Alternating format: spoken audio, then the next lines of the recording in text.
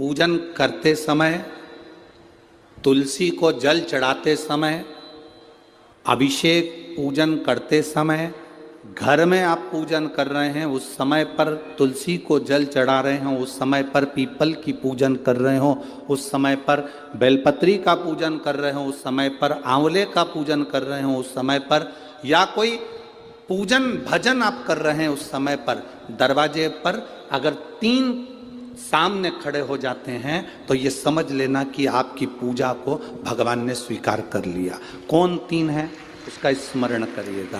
पहला, पूजन करते समय, भगवान की आराधना करते समय अंदर मंदिर में अपने घर में बैठकर आप भगवान निला रहे हैं, भगवान की पूजन कर रहे हैं, अर्चना कर रहे हैं, सेवा कर रहे हैं, माला जाप कर रहे हैं, पूजन अर्चना कर रहे हैं, तुलसी को जल चढ़ा रहे हैं, उस समय पर 3 का दर्शन अगर आपको हो जाता है, आपके दरवाजे पर अगर आ जाते हैं तो आपका समझ लेना पूजा स्वीकार हो गया। पहले नंबर पर पूजन करते समय दरवाजे पर गौ माता आकर खड़ी हो जाए, समझ लो तुम्हारा पूजन सफल हो गया। आप पूजन कर रहे हैं अंदर से, गाय रंभा रही है, आप पूजन कर रहे हैं अंदर से, गौ माता गौमूत्र कर रही है, आप पूजन कर रहे हैं अंदर से, गौ माता गोबर कर रही है, आप पूजन कर रहे हैं अंदर से और गाय दरवाजे पर आकर खड़ी हो गई। तुम्हारी अर्चना में, तुम्हारी आराधना में, तुम्हारी साधना में गौ माता तुम्हारे सामने आकर खड़ी हो जाए। पूजन के समय पर अचानक आकर तुम्हारे द्वार पर तुम तुलसी को जल चढ़ा रहे हो, तुम्हारे दरवाजे पर आ जाए। और मेरा विश्वास कहता है, यहाँ जितनी मेरी जीजियां बैठी हैं, यहाँ जितने मेरे जीजा बैठे हैं, ये मेरा विश्वास कहता है आपके साथ कभी ना कभी ये जरूर हुआ होगा, पूजन के समय पर गौ माता का दर्शन होता ही, ये मेरा विश्वास कहता है।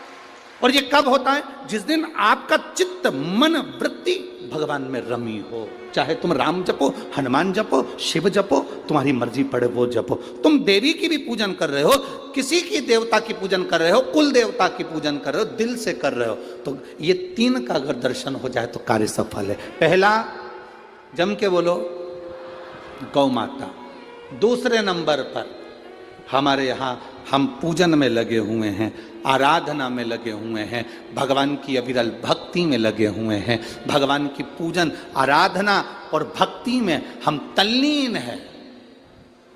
और दूसरे नंबर पर उस पूजन करते समय पर तुम्हारे घर की बहन बेटी तुम्हारे दरवाजे पर आ जाए तो समझ लो पूजन सफल हुआ है। क्या बहन बेटी के आने से पूजन सफल हो सकता है?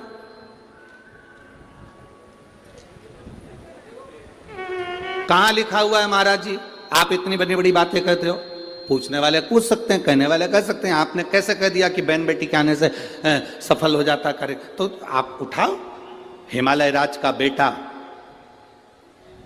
बाणासुर से दोस्ती कर लेता, माता पार्वती का भाई बाणासुर से दोस्ती कर लेता है, और दोस्ती कर लेता है तो उसके चुंगल में फंस जाता है, बाणासुर के चुंगल में भाई संकट में आ जाता है। आज हिमालय राज और मैनावती दोनों बैठकर भगवान की आराधना कर रहे थे, इतने में पार्वती का आगमन हो जाता है। पार्वती ने आते से ही देखा, पिताजी आप आराधना कर रहे हो, पूजन कर रहे हो, किस लिए, क्यों? मैनावती ने कहा तेरा भाई संकट में घिरा हुआ है। पार्वती ने कहा क्यों चिंता करते हो, क्यों चिंता करते हो? पिताजी मैं आई हूं ना, चिंता मिटा दूंगी, चिंता मिटा दूंगी, आप चिंता ना करें। क्या हुआ? बाणासुर तेरे भाई को कष्ट दे रहा। बेटी पार्वती ने संकल्प ले लिया, उस बाणासुर का अंत मैं करूंगी। ना भगवान ब्रह्मा बाणासुर को मार सके, ना भगवान कृष्ण बाणासुर को मार सके। बाणासुर की कन्या भगवान कृष्ण के पास में, वहां उनके पौत्र के पास में गई, भगवान कृष्ण का युद्ध बाणासुर के साथ हुआ, 1000 भुजा, तो बाणासुर को भगवान कृष्ण नहीं मार सके। बाणासुर को न नारायण मार सके, न ब्रह्मा मार सके, बाणासुर को न शंकर मार सके, क्योंकि शिव ने तो वर दिया था। बाणासुर को केवल मारा है तो माता पार्वती अर्ध कुंवारी बनकर संहार कर कर चली जाती। कोई तुमसे पूछे कि सियोर वाले महाराज ने कहा कि बहन बेटी के पूजन करते समय अगर बहन बेटी आ जाती है, पूजन करते समय हमारे घर की बहन बेटी, तुम्हारे कुल की बहन बेटी, तुम्हारे घर की बहन बेटी तुम्हारे दरवाजे पर आ गई, भले तुम उसको कुछ दो मत दो, पर बहन बेटी अगर तुम्हारे पूजन के समय पर तुम्हारे क्यों आप लोगों के ऐसा नियम है कि नहीं हमको नहीं मालूम, हमारे यहाँ तो ऐसा नियम है कि जब भी घर में कोई बड़ा आयोजन होता है, शादी होती है, फंक्शन होता है, कोई उद्यापन होता है, कोई चीज़ बड़ी करते हैं, तो सबसे पहले फ़ोन बहन बेटी को लगाते हैं कि हमारी बहन हमारे यहाँ आए, हमारी बेटियाँ, हमारी नंदे हमारे यहाँ आए, हमारी बुआ हमारे यहाँ आए। अब पूछोगे गुरुजी ये प्रसंग बहन बेटी को बुलाने का तो भगवान कृष्ण के यहां से चालू हुआ। नंद बाबा की बहन नंदा आकर घर में रहने लगी और भाभी को जब जापा हुआ तो सबसे पहले नंदा भगवान को हाथ जोड़कर कहती है, बाबा ऐसी कृपा करना, ए बाबा ऐसी कृपा करना, मेरे भैया की यहाँ 60 साल के बाद तो औलाद हो रही है, तो ऐसी कृपा करना कि उनके घर में लड़का हो जाए। और नंदा हाथ जोड़ती जोड़ती जोड़ती जोड़ती यशोदा जी के कक्ष में गई, और जो कक्ष में गई जाकर जो दर्शन करा तो लाला का दर्शन था। नंदा खुश हो गई, थाली उठाकर बजाने लगी कलदार से, और एक थाली को उठाकर उस नंदा ने बजाया, थाली को उठाकर। कांसे की थाली, पीतल की थाली, तांबे की थाली, जिसके घर में बजती थी उसके घर में शुभ संदेश आता था। आज के जमाने में स्टील बजता है। अब आजकल के ज़माने में तांबा पीतल कांसा बजाते नहीं हैं। आज के ज़माने में तो जरा सी देर में बस बच्चा हुआ है, सूचना मिल गई, बैंड बाजा बजवा दो, ढोल नगाड़े बजवा। नंदा ने थाली बजाई थी और फिर आवाज आई थी, नंद घर आनंद, नंद घर आनंद भयो। फिर आवाज आई।